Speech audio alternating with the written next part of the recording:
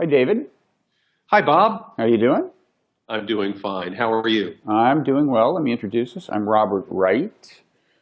This is The Wright Show on Meaning of Life TV. You are David Carr, a professor of Old Testament at Union Theological Seminary in New York, where actually I am this year visiting professor of science and religion. You are the author of, among other books, The Erotic Word, Sexuality, Spirituality, and the Bible. But we're here to talk about a more recent book of yours, Holy Resilience, The Bible's Traumatic Origins. It's a really interesting book, published by Yale University Press. When I first heard about the book, a book about Bible and the trauma, I kind of imagined that it might be a laundry list of traumatic things that happen to people in the Bible. Lots of traumatic things happen. People get killed, people get raped, and horrible things happen.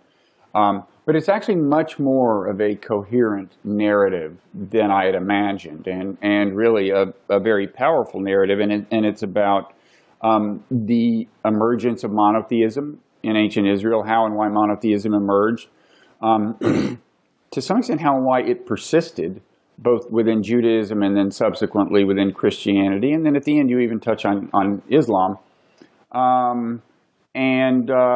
It's also a story about the survival of the biblical text, why among all the ancient texts there were, and national narrative texts that there were from nations surrounding Israel, why this one has survived. So it's really a fascinating story, and we'll get into what you mean by trauma in this context and how that actually drives this narrative.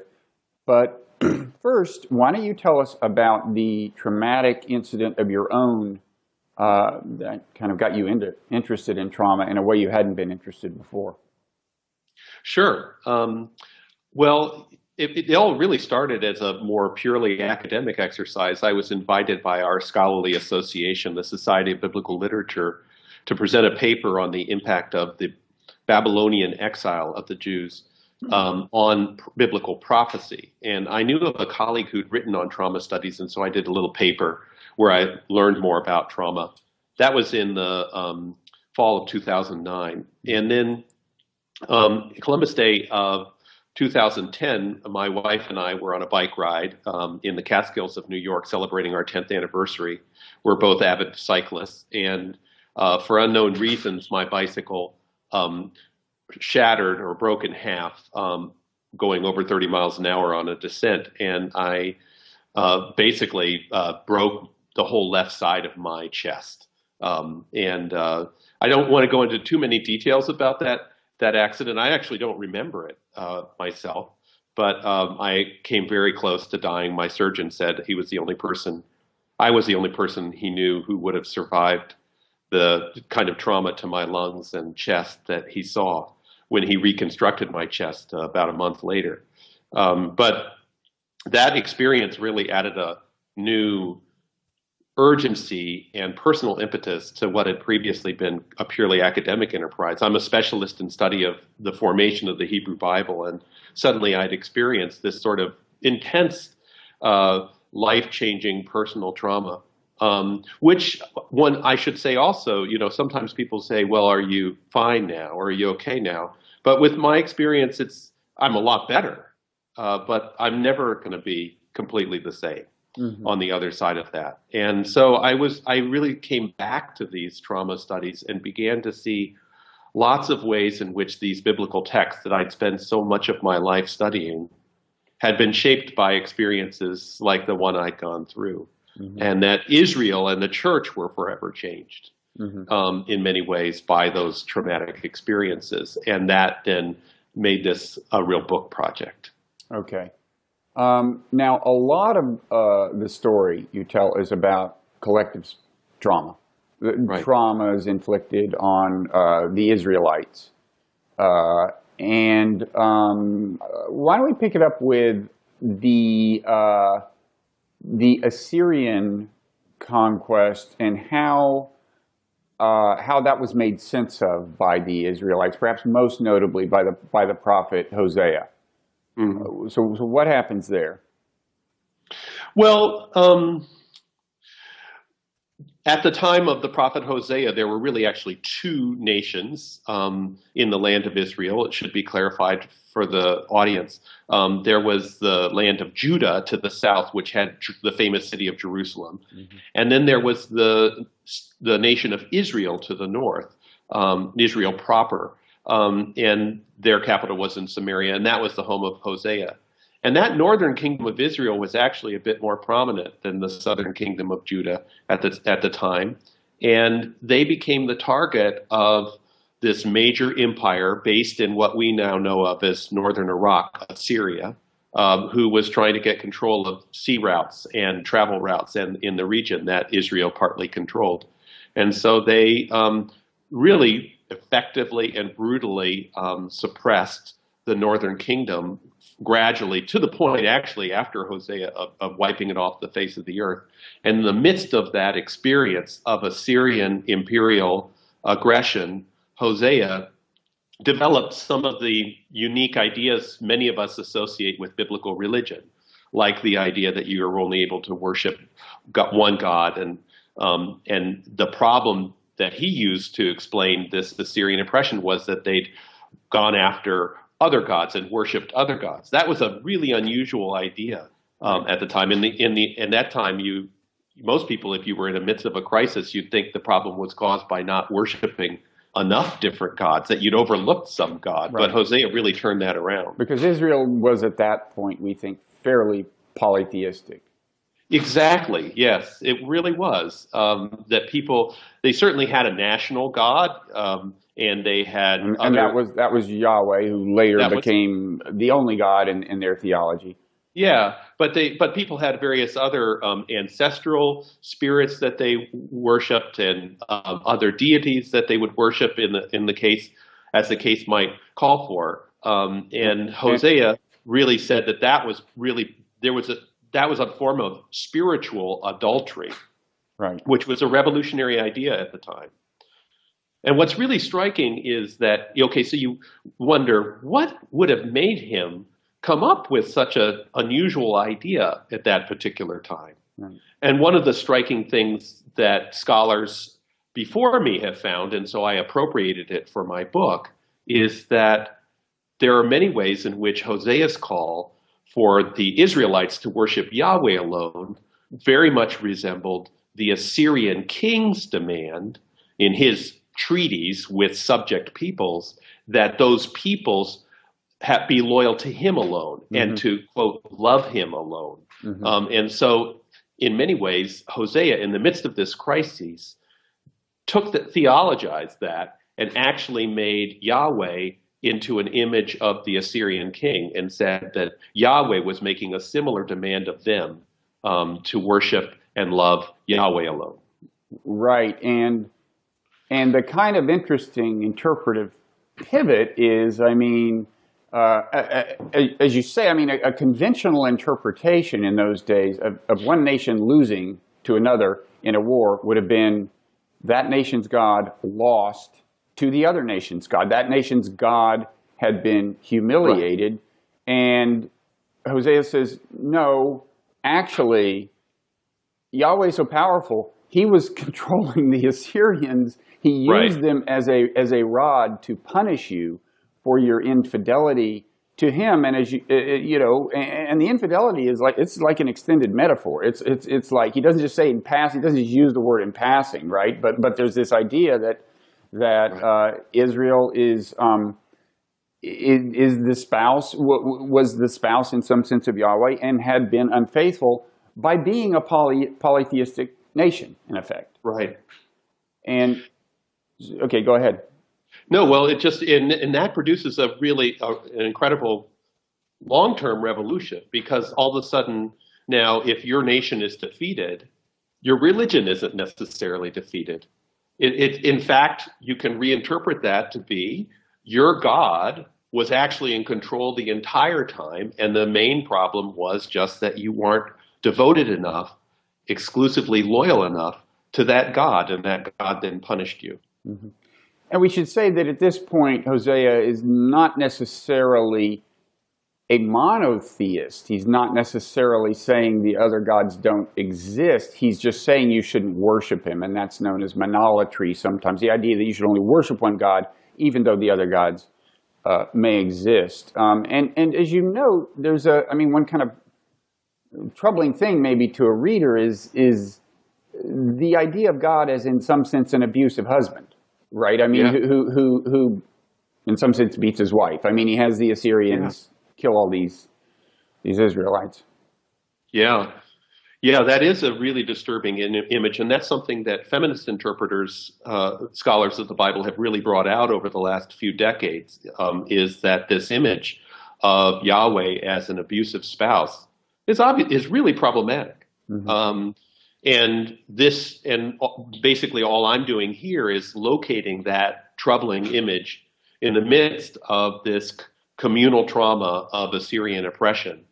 And just trying to reflect a little bit on the complicated origins of this crucial move. Because as you say, it's not yet the idea that there's only one God, but the denial of other gods that Hosea advocates is in many ways the most revolutionary thing in biblical religion. There actually were analogies in Mesopotamian religion and also Egyptian religion to some extent, to the idea that there was only one God. They would have a head god who really was in charge of all the other gods and encompassed all the other gods. You see this in some other religions, but it's a more encompassing idea. It affirms other gods, but simply orders them under a head god. What's unusual about Hosea's monolatry, or whatever one wants to call it, is that he really says, no, you're really just focused on one God, and you are not focused on any other gods. You need to just not pay any attention to them. They're irrelevant. Everything depends on you being faithful to that one God. Okay. And that then becomes the origins is what's really distinctive about Jewish and then Christian and Muslim monotheism. Mm-hmm. Okay, so collective trauma is harnessed as an argument for actually increasing your devotion to the national God. And so meanwhile, the Judean kingdom to the south survives this particular trauma. Barely.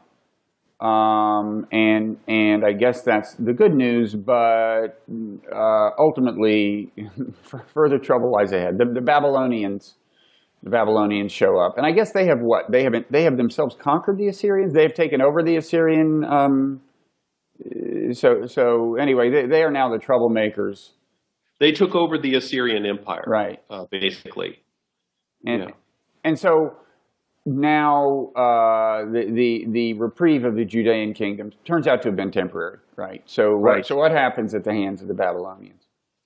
Well, it's almost like, to take an individual analogy, an alcoholic who thinks they've hit bottom and starts to recover, and then they hit a yet deeper bottom. Mm-hmm. And this happened for the Judeans as a group with Babylonian oppression, because they had survived Assyrian oppression, decades of Assyrian oppression. It scarred them, but they still had Jerusalem intact. They still had their society intact. But when they rebelled one too many times against the Babylonians a century later, the Babylonian Empire came in and they burned Jerusalem to the ground, including the temple that they thought God would protect against all enemies. And they take the entire population of Jerusalem, at least, in several waves, and possibly leading citizens from other parts of Judah off into exile in Babylon. And so they basically completely dismantle the Judean state and everything they thought was inviolate in that state. And then you have these Judeans living in the midst of relatively undeveloped parts of Babylon, not knowing whether they will ever return, because their northern neighbors, Israel, had the same thing happen to them under the Assyrians. The Assyrians destroyed their capital city, the Israelite capital city, and took them into exile. Mm-hmm. And they were never really heard from again. Mm-hmm. And so these Judeans, 100 years later in Babylon, have no idea at the time about whether their fate will be any different. It's a near-death experience. And do the people who were relocated to Babylon, they tend to be kind of upper class or elite, or is that right? I mean, it wasn't a transfer of the entire population, but the kind of, you might say, educated, the people who would be making sense of what happened theologically are now in Babylon in exile.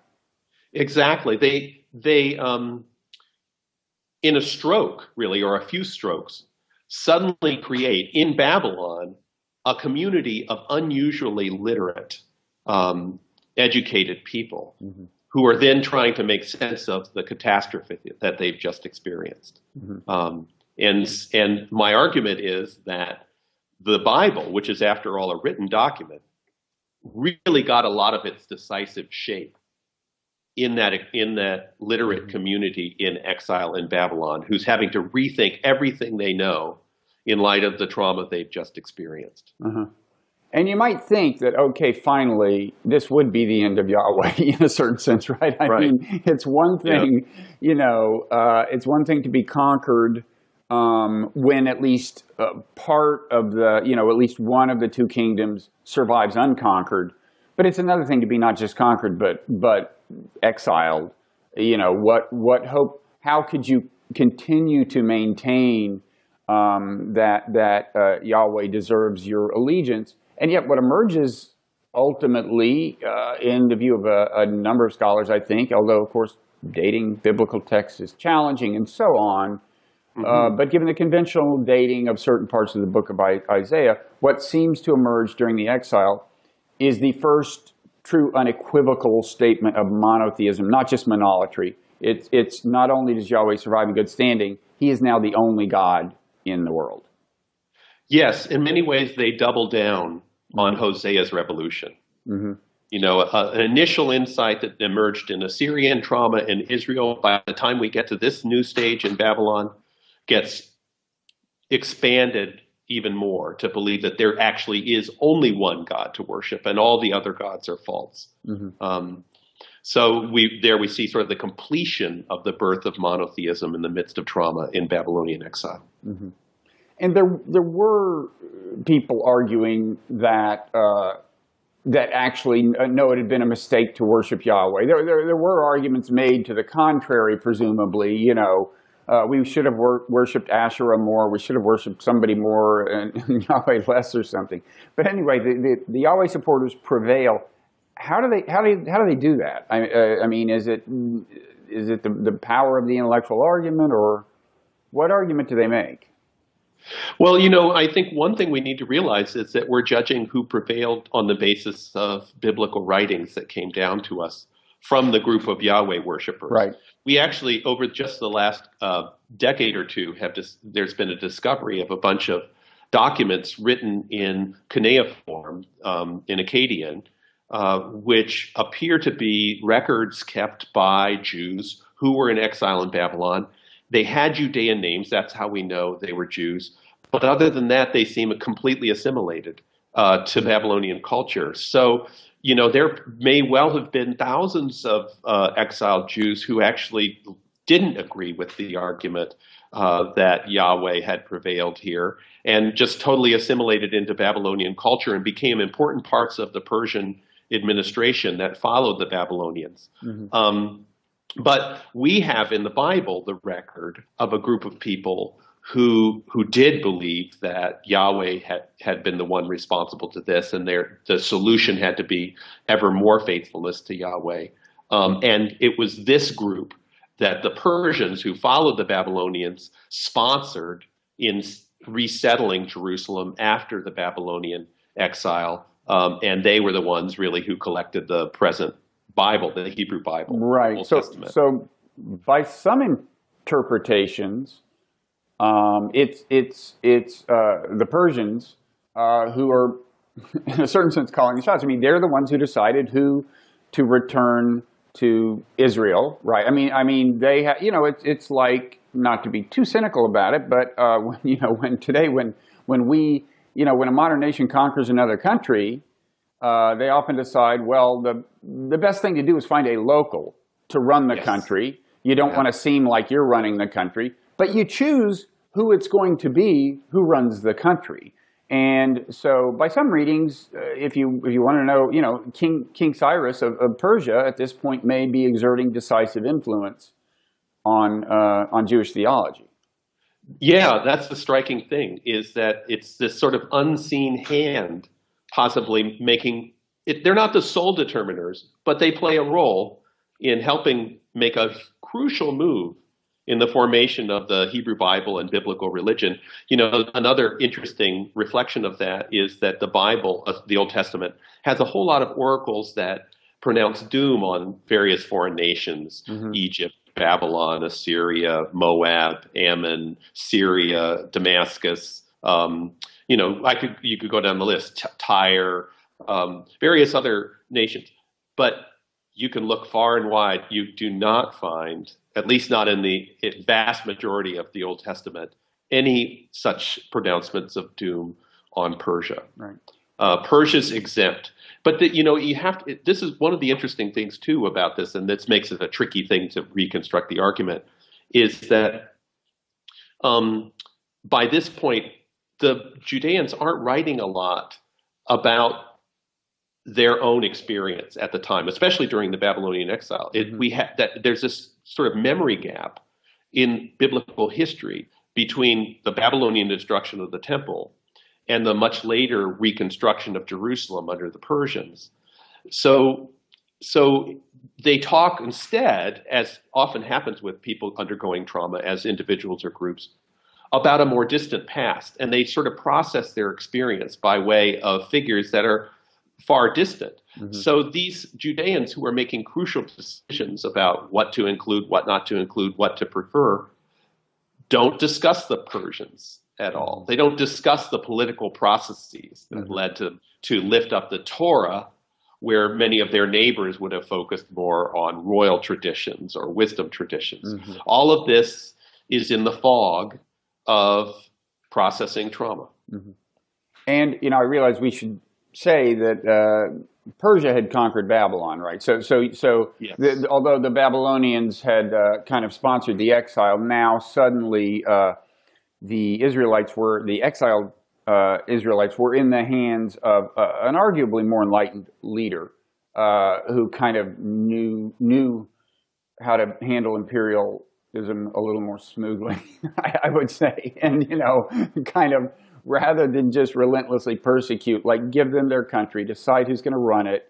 So in any event, I think we don't want to suggest that Cyrus wrote the text and so on. And in fact, the text clearly responds to the psychological needs of the Israelites at that point, because, as you say, in these, and this is right amidst the declaration of monotheism, when we're saying that Yahweh is the only God, there is, on the one hand, there are the passages now taken as inspiring, like Israel will be a light unto the nations and so on.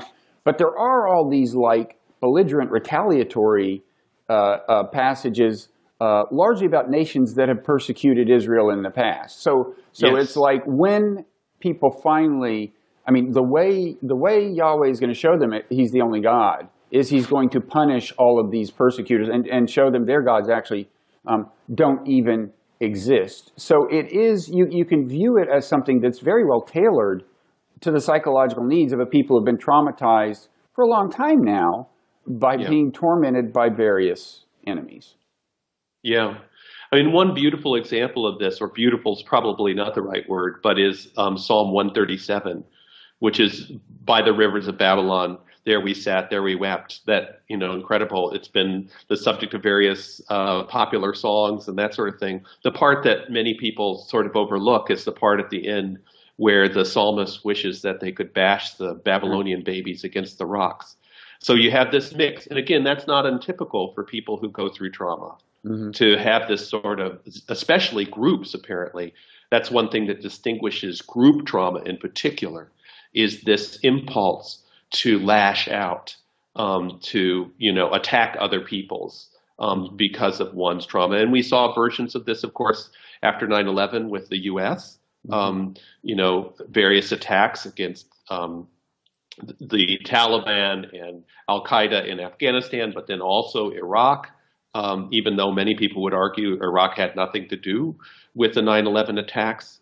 And you see possibly some of that kind of impulse even today as people react to the horrible attacks that have been happening around the world, within the Western world in Paris, but we've seen it elsewhere. The first impulse is, say Donald Trump can get a lot of mileage from saying he's going to bomb the crap out of Right.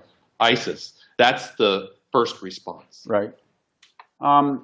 Okay, so troubles recur. We don't have time to go through all of this, but the Jews are under Greek control and involving varying degrees of tolerance, including, and during some phases, basically none, no tolerance for the Jewish religion.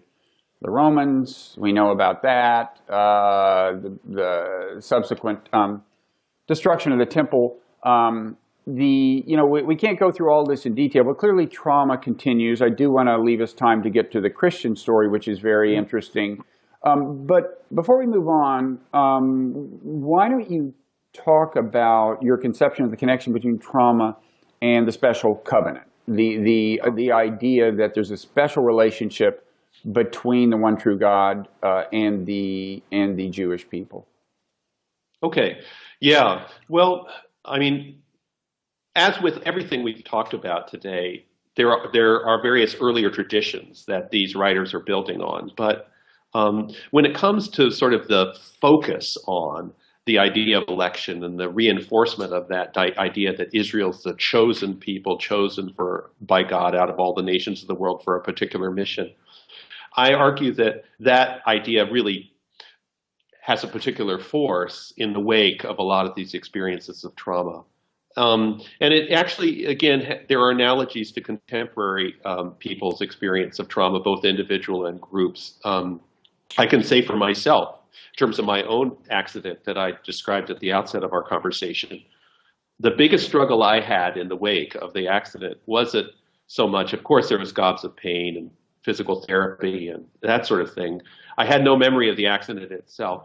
But the most difficult thing for me was embracing the fact that I'd lived. Mm-hmm. And that I really actually had survived. And I would have various occasions, and sometimes still do, but not as much, where at particularly happy points in my life, like, at Christmas with my family or something, I'd suddenly have the equivalent of almost a flashback, but it would be a picture of an alternate future of that very same day with the same people if I died. And I had those two parallel universes working in my mind often at the same time. And the trick was trying to really realize that the universe in which I was living was the true one, and to embrace that survival. And that kind of experience I've found later is not untypical for many people surviving trauma. And they have to often come up with an explanation of why they had this somewhat random survival of what otherwise would have ended their life. And so people say in burn units where they are the ones surviving and the person in the bed next door didn't, often come to the belief that they survived for a particular reason. Mm-hmm. God had a mission for them. And that helps them believe it wasn't so random, that there's a way they can live and embrace their survival. And so that's true on an individual level. And I'm arguing that happened for Israel on a collective level, that or I should say the Judeans coming back from Babylon, because, they were Judeans, first of all. And it's interesting that they take on even more than in earlier periods. There was always a special connection to northern Israel. Mm-hmm. But they take on the identity of the nation that had been wiped out years ago by the Assyrians in the process of embracing their survival, and saying they were chosen by God, mm-hmm. Specially. To persist. Mm-hmm. And so this becomes a crucial way for them as a group to deal with that struggle to embrace survival that I was talking about on an individual basis. Uh-huh. That's really interesting. This parallel between saying we are the chosen people and someone who survived trauma saying I was meant to survive and I have a mission. And you also see this with traumatized survivors who have lost family members, that they will sometimes devote the rest of their lives to a cause that's related to the death of, whether it's cancer or terrorism or whatever. Yeah, I teach in a GED program at Columbia and meet a lot of fascinating students in that context, trying to take the next step to college after they do their GED. And one of the students there told an incredible story of having been born a twin, and her twin didn't survive childbirth, and that she spent the rest of her life trying to justify why she survived. So to have someone's entire existence really determined by this sort of way of telling your story. And of course, this kind of dynamic is famously associated with the Holocaust to bring trauma and the Jewish people up to the 20th century. So now talk a little about the Christian story. I mean, someone who has maybe a glancing familiarity with modern Christian theology might not appreciate, first of all, how traumatic Jesus' death would have been. Because they think, well, this was, God's plan. He was supposed to die on the cross. Why not celebrate? This is the birth of Christianity. But how do we think actually Jesus' followers would have viewed the thing at the time?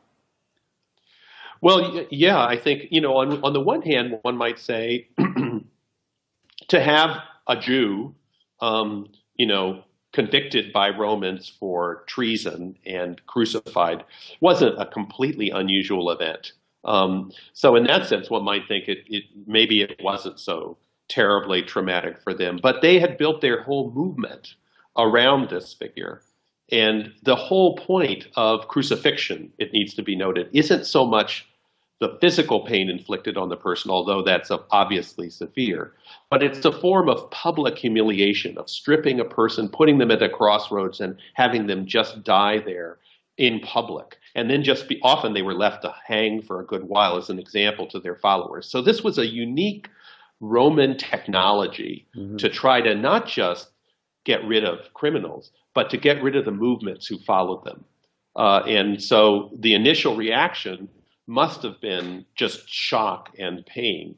And I argue that we can still see some elements of that even in the written narratives of the Gospels that were written down years later, that the very earliest of those Gospel narratives that we see in Mark originally ended really with a bunch of disciples fleeing in fear, realizing that his body's not present at the grave.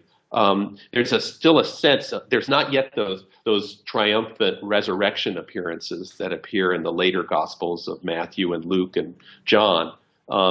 You just have the sense there a bit of the rawness of the experience of losing their Savior. And I think there's a conversation in one of the Gospels, probably Mark, among some people who, I don't recall this that clearly, but I think maybe they've gathered at the tomb, it's empty, but for whatever reason, they're trying to make sense of it, and one of them says, we had thought that he was going to save Israel, right? We had thought that Jesus was going to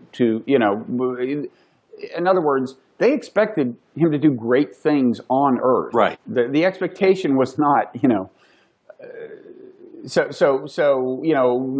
Christians now think of the Messiah as someone who was crucified and went to heaven. But if people were thinking him as the Messiah, they would, given what the term meant then, that meant they were thinking he would become king and save the Jewish people, presumably from the Roman domination. Right. And, we look back on a lot of those narratives influenced by the way those followers eventually processed that trauma.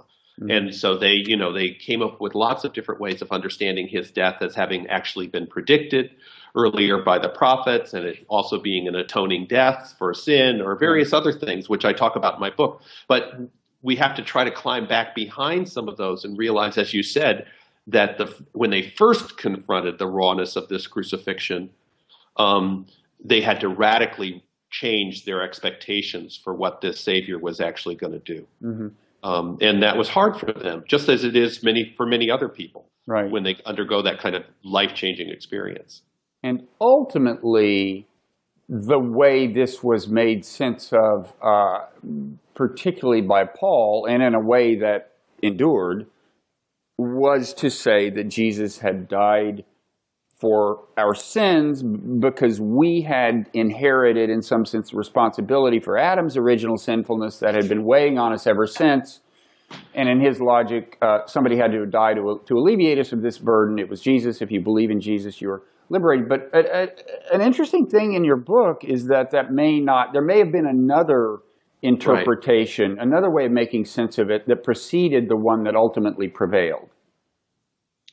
Yes, a wonderful New Testament scholar, Ellen Aitken, is the one who led me into this work with her dissertation written at Harvard, where she traced an early level of reflection on Jesus's death that didn't seem to be pursuing the typical explanation that Jesus died for our sins, but instead was arguing in many ways that Jesus was in many ways modeled on Moses, that just as Moses died at the edge of the land, and according to one explanation in the Torah, Moses died at the edge of the land because of his people's disobedience. Mm-hmm. So Jesus died so that his own followers could move forward. And so Jesus is envisioned through the lens of Moses, and indeed Moses understood as a suffering servant, mm-hmm, as dying for his people, really, for the sake of his people, so that they could move forward, mm-hmm, which I find a really interesting alternative perspective. No, that is. And of course, the suffering servant story in the Hebrew Bible or the Old Testament was one of the things taken to foreshadow, taken to be in retrospect, well, that's clearly an allegorical anticipation of Jesus, and that only further affirms our view of of who Jesus really is. This is the view that was adopted by Christians. So, an interesting issue is this thing we alluded to, that the very survival of these texts, in your view, may have to do with the fact that they are the story of trauma. Presumably some of the other texts with surrounding nations, including some of Israel's tormentors, were closer to being stories of triumph and consistent triumph. Yes. And in fact, that's actually the way nations tend to tell their stories, right? Even now. Yeah.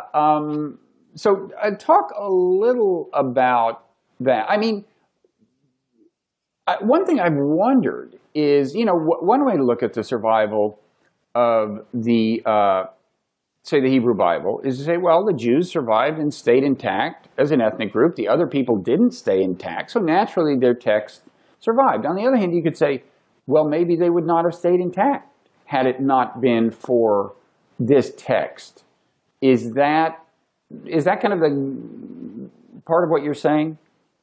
Yeah, I really appreciate the way you're making that connection, because I think as I initially came up with the title of my book, Holy Resilience, mm-hmm, it was in a way a play on Holy Scripture. And it was really talking about the intro to my book, where I talk about the survival of the text. Mm-hmm. How this, there are all these other texts that at the time of the Bible were more famous.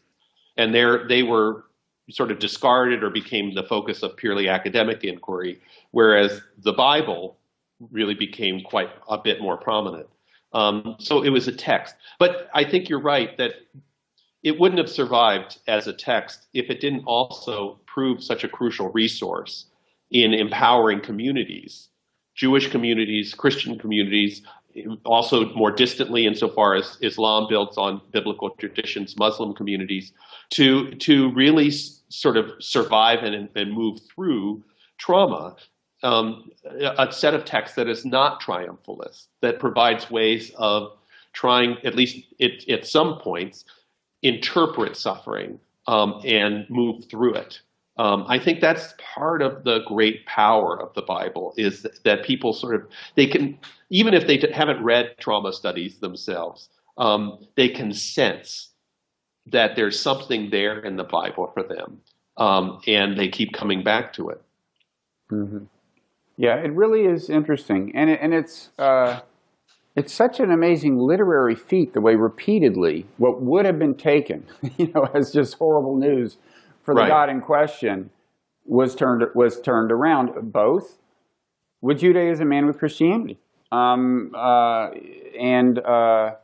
it's kind of masterful and interesting. And as you note, there's you don't explore this in depth or try to, but there's hints of a similar thing going on with Islam. I mean, certainly, there are, with the Quran as with the Bible, the text does not appear in the order in which it was historically written. So it's not like you can read the historical story as you read the Quran. But when scholars do their best to kind of date the different texts, and you look at the ones that were written in Mecca, as opposed to the ones that were written later in Medina after Muhammad fled Mecca, the Meccan texts are very much about persecution. He is insisting on monotheism and a polytheistic culture and consistently being rejected. He has a movement, maybe it's growing, but it is not a majority movement.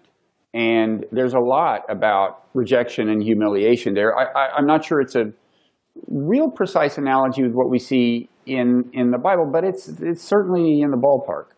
Mm-hmm. Yeah. Well, I've had a sense that there's more to be done on that, and your comments take that further. But that whole part of a project would be sort of outside my expertise, a fascinating one to pursue. But yeah. Well, in any event, let me just say again, it's really a good read, which, to be honest, I had not necessarily expected when I first heard what it was about. But first of all, really nicely written, but also it just makes for a nice cohesive narrative that explains a lot and is a good way to brush up on history, and ultimately is a comment on human psychology and how individual people cope with trauma. Yeah. Well, thank you so much, Bob, for this conversation and for giving my book such a careful read. Well, thank you, and I hope we'll have another conversation sometime soon. I'm sure we'll have one here at Union, but maybe on Meaning of Life TV as well. Thank you. Okay. Bye-bye.